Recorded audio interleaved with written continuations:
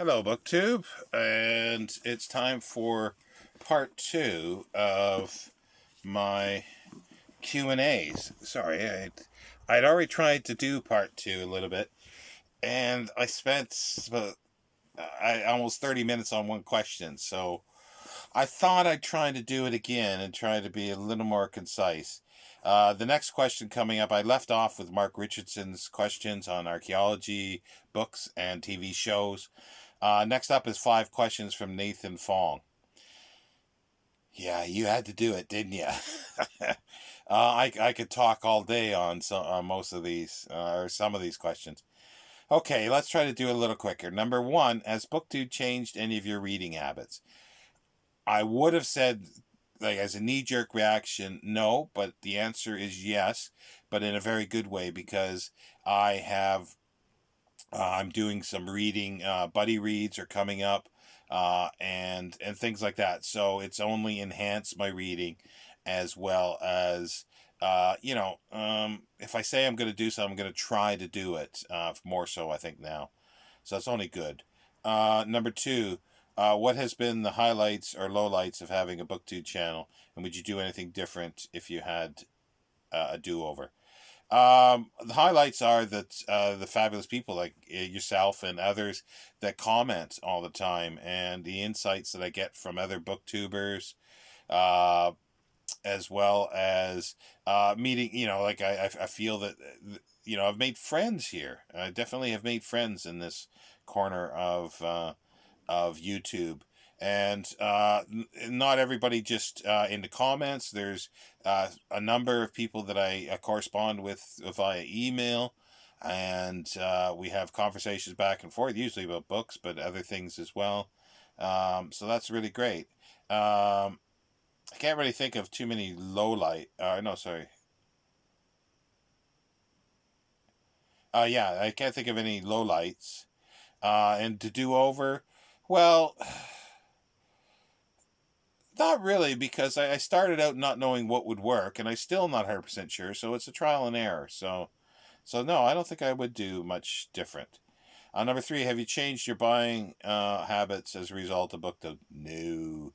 I buy way too many, or at least I did when I was working, and I not as much anymore, but still probably more than I should. But I'm still acquiring books, and we've got a Bunker Buster book haul coming up this coming week.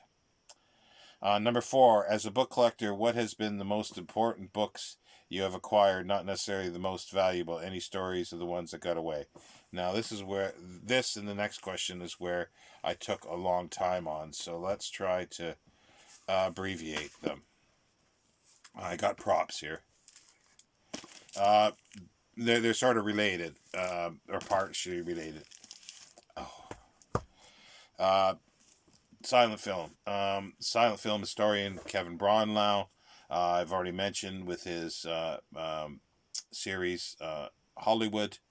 Also, I'll leave a link down in the bottom. I've got a playlist of the Hollywood documentary series if you want to watch it, 13 parts. Uh, anyway, that's just an aside because it's not available on DVD. Is Kevin Braunlau's The Parade's Gone By? This was done in 1969 or 68. This is second printing 69, and it's done by Secker Warburg, and it's signed by Kevin Braunlau. I got him to sign it in 2006 at the Bristol Silent Film Festival that did a screening of Prix de Beauté, or Prix de Beauté, I should say, with Louise Brooks. And this is just fabulous. He went in the 50s as a young man, in 60s and 70s, but this is all earlier interviews that he had with silent film makers, not just actors, directors, the stuntmen, everyone, makeup, you name it. He interviewed them all, and there's three of them here. It's like a trilogy. This is actually the last one that was done, which I wasn't quite sure, but these were the two I had when I met him in 2007 or 2006. Did I say 2007? Look at the date here. It's signed 2006. and this was at Bristol as well on Guy Fawkes Night, November 5th. And this is Behind the Mask of Innocence, Sex, Violence, Prejudice, Crime, Films of Social Conscience in the Silent Era, Kevin Braunlau. And this was done in 1990. This is Alfred A. Knopf, which is different, obviously, than the Second Warburg, which is the British edition. And I brought these two over with me from Canada, so and I got him to sign it. And the third one, which I got here, which I haven't got it to sign it, is The War, the West, and the Wilderness. It's Second Warburg as well. This is about the sort of documentaries of silent film. This is 1978. The other one was 1990, so this is the second one.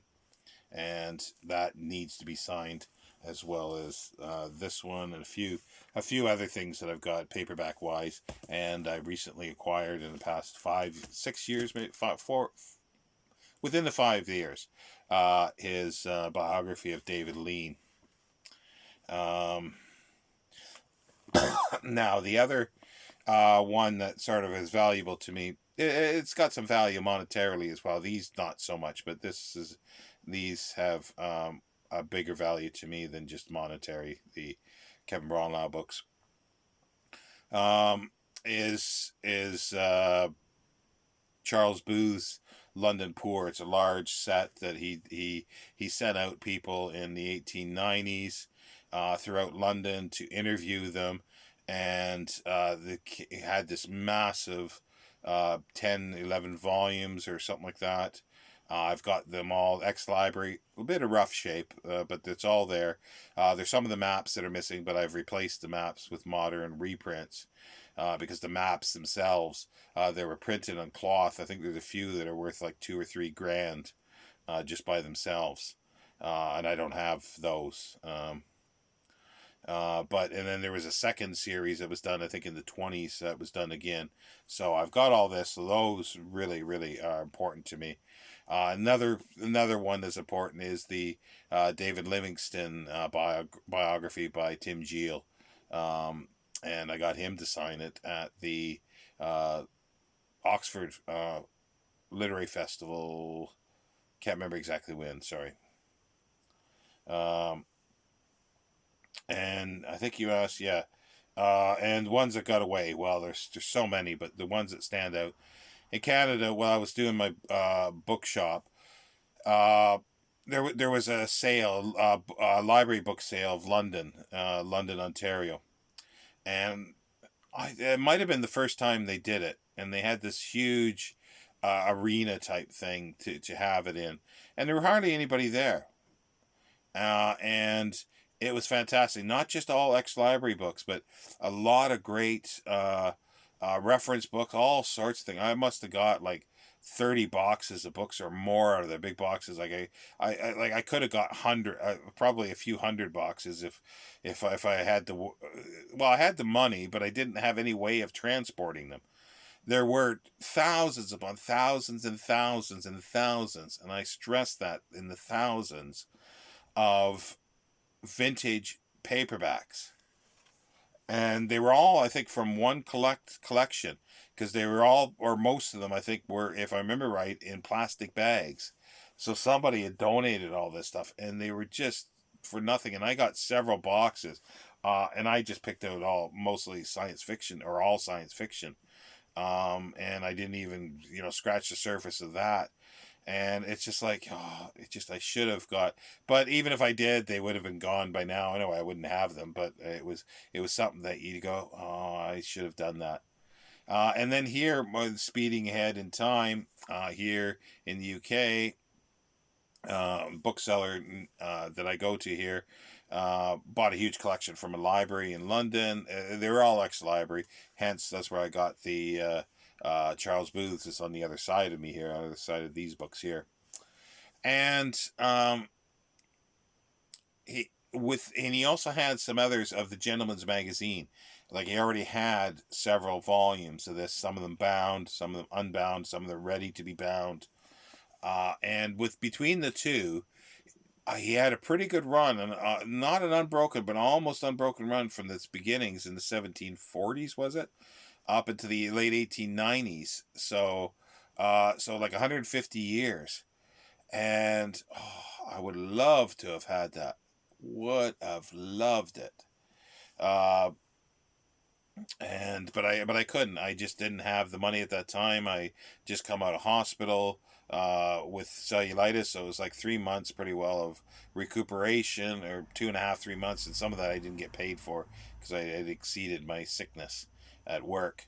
And another part and parcel of all that was the London Illustrated News, huge runs, that huge runs bound up in large blue cloth volumes. So yeah, so they got away for various reasons. Now, fifth question: top five favorite silent films. Oh, where are we going with? See, I'm still 10 minutes in, but it's a bit better. I'm going to use 5 directors, and then sort of my favorite from those directors. It's not a top list so much, because, and it's only ones that I got here that I can show. One of them that I should be putting on there is Victor Seastrom's The Phantom Carriage, 1919, I think it was. But I'm still waiting for that Blu-ray to come from the U.S. Criterion, because I have a DVD, but not a very good DVD of it, which is sort of packed away. Here's Carl Theodor Dreyer's 1928 production of The Passion of Joan of Arc. Most of these are going to be put out on Blu-ray by Masters of Cinema Eureka DVD. This is a fabulous sort of special edition. I got this as soon as it came out several years ago. It's a steel book, they call it, and and I should have. I can't remember her name, the actress's name, but it's so good, and there's a nice booklet with it. So this is just a fabulous film. So let's continue here. F.W. Murnau, and it's difficult to pick out which one is the favorite for him, but I think this nudges to the forefront is Faust, 1926. Again, this is it's a special dual. It's a DVD and Blu-ray. It's got a booklet in it, and it's the Faust story. But it's just fabulously, the cinematography is amazing. It's like every scene is a painting. It's staged, and it's not staged, but I mean it's set up and it's perfect. It's amazing. Another one is American film Sunrise, which was 1927. And you could use The Last Laugh or Der letzte Mann for the Unchained Camera. That's amazing as well, and hardly no intertitles at all. Abel Gance's Napoleon, 1927.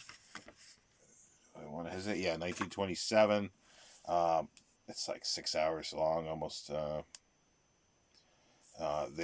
recent reconstruction of it. It's got a nice booklet with it, and I've seen this live with the orchestra twice at the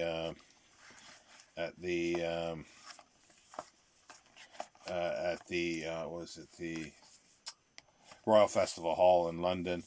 And the last time I saw it, it was Carl Davis. They were selling these because they had come out, and he could have got them signed and the CD. I just didn't have the cash at that time.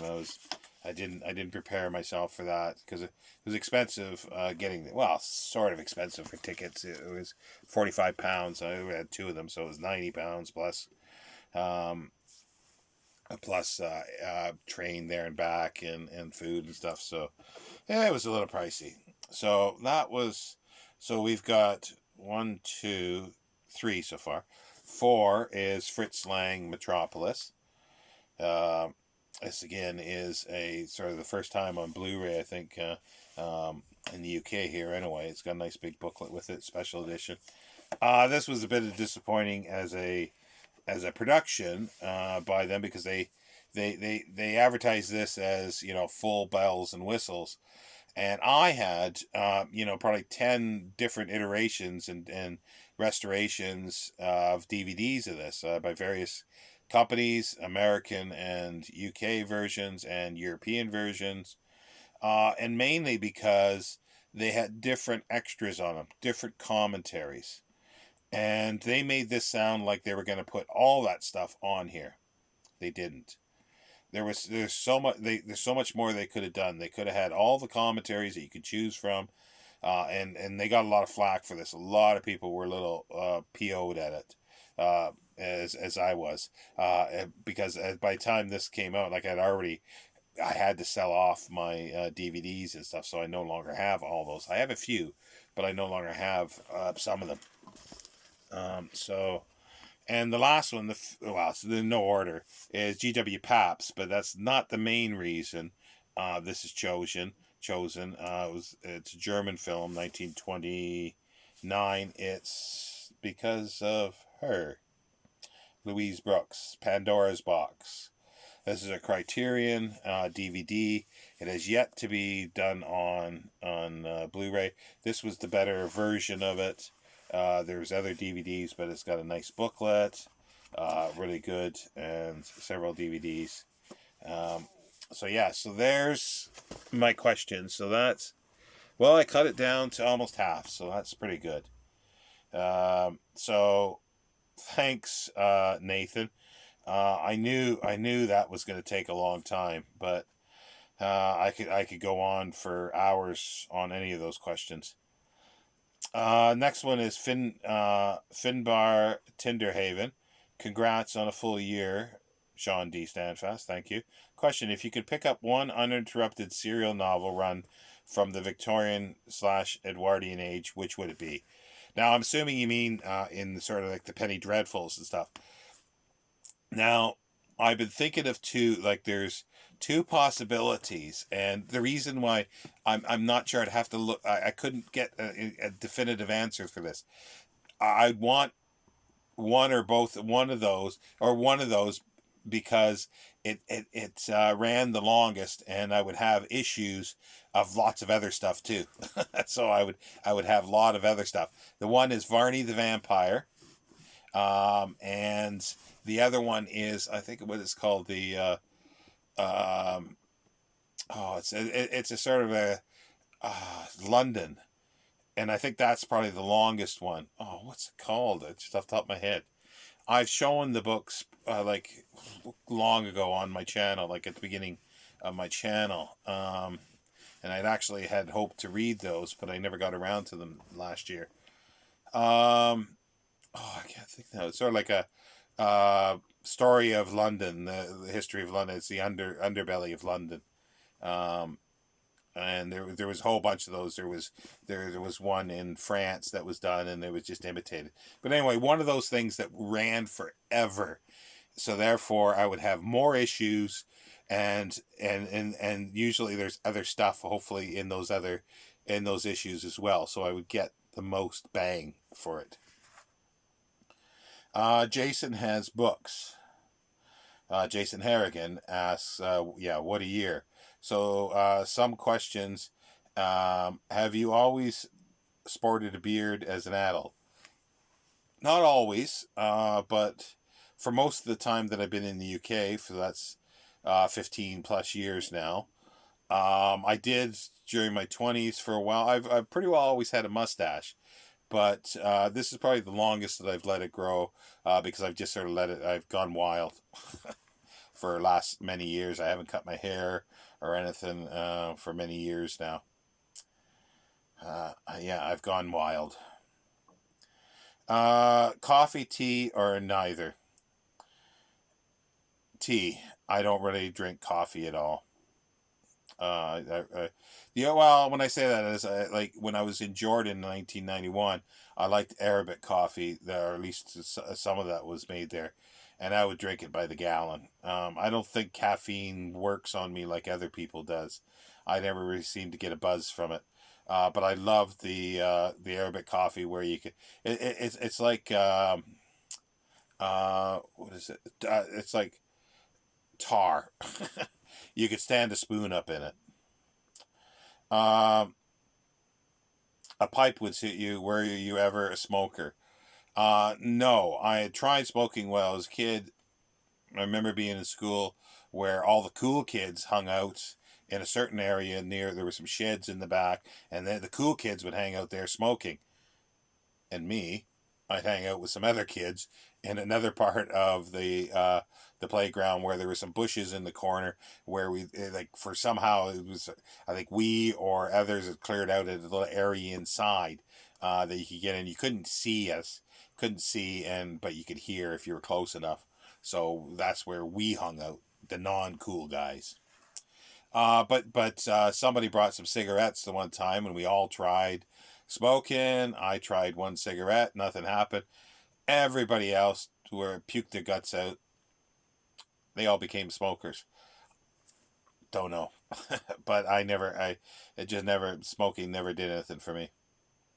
As I say, caffeine doesn't do anything. Maybe it was the nicotine that didn't do anything for me either. I don't know.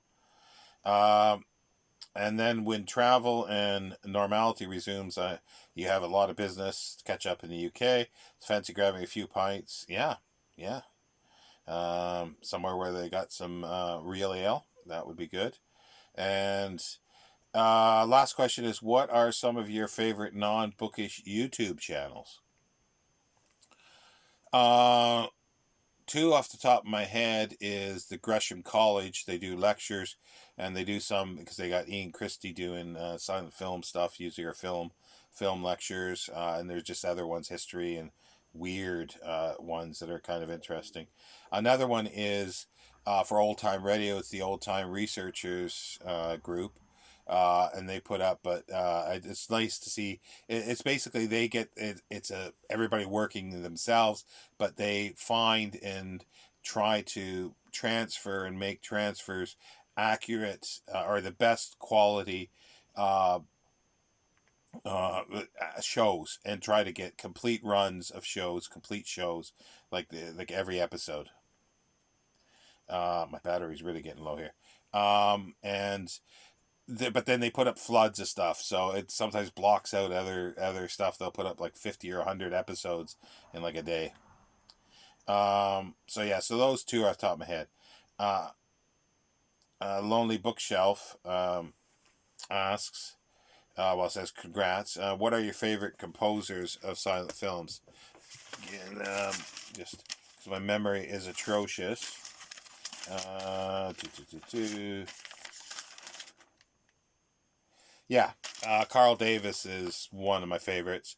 Neil Brand, Robert Israel, Stephen Horn here in the UK, Philip Carley.